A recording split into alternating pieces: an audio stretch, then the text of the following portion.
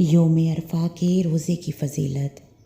اس دن کا روزہ 2 سال کے گناہوں کا کفارہ ہے۔ قتادہ رضی اللہ تعالیٰ عنہ سے مروی ہے کہ نبی صلی اللہ علیہ وآلہ وسلم نے یوم عرفہ کے روزے کے بارے میں فرمایا کہ یہ گزرے ہوئے اور آنے والے سال کے گناہوں کا کفارہ ہے۔ یہ روزہ حاجی کے لیے رکھنا مستحب نہیں،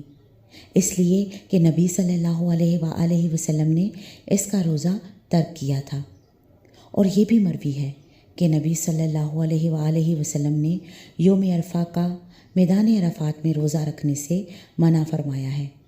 لہٰذا حاجی کے علاوہ باقی سب کے لیے یہ روزہ رکھنا مستحب ہے۔ یہ وہی دن ہے جس میں اللہ تعالیٰ نے اولاد آدم سے عہد لیا تھا۔ ابن عباس رضی اللہ تعالیٰ عنہ بیان کرتے ہیں کہ نبی صلی اللہ علیہ وآلہ وسلم نے فرمایا، بلا شبہ اللہ تعالیٰ نے آدم علیہ السلام کی ذریت سے عرفہ میں میثاق لیا، اور آدم علیہ السلام کی پشت سے ساری ذریت نکال کر ذروں کی مانند اپنے سامنے پھیلا دی، اور ان سے آمنے سامنے بات کرتے ہوئے فرمایا، کیا میں تمہارا رب نہیں ہوں؟ سب نے جواب دیا، کیوں نہیں، ہم سب گواہ بنتے ہیں، تاکہ تم لوگ قیامت کے روز یوں نہ کہو کہ تم تو اس سے محض بے خبر تھے، یا یوں کہو کہ پہلے شرک تو ہمارے بڑوں نے کیا اور ہم تو ان کے بعد ان کی نسل میں ہوئے، تو کیا ان غلط راہ والوں کے فعل پر تو ہم کو ہلاکت میں ڈال دے گا؟ علامہ البانی رحمہ اللہ تعالیٰ نے اس حدیث کو صحیح قرار دیا ہے۔ تو اس طرح کتنا ہی عظیم دن اور کتنا ہی عظیم عہد میثاق ہے۔ اس دن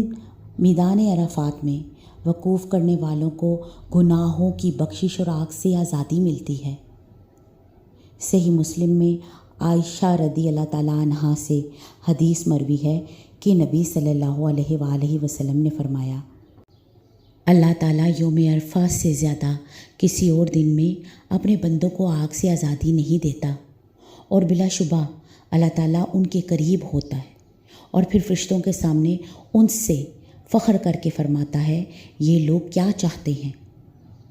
عبداللہ بن عمر رضی اللہ تعالیٰ عنہ بیان کرتے ہیں کہ نبی صلی اللہ علیہ وآلہ وسلم نے فرمایا، اللہ تعالیٰ یوم عرفہ کی شام فرشتوں سے میدان عرفات میں وقوف کرنے والوں کے ساتھ فخر کرتے ہوئے کہتے ہیں، میرے ان بندوں کو دیکھو، میرے پاس گرد و غبار سے لدے ہوئے آئے ہیں،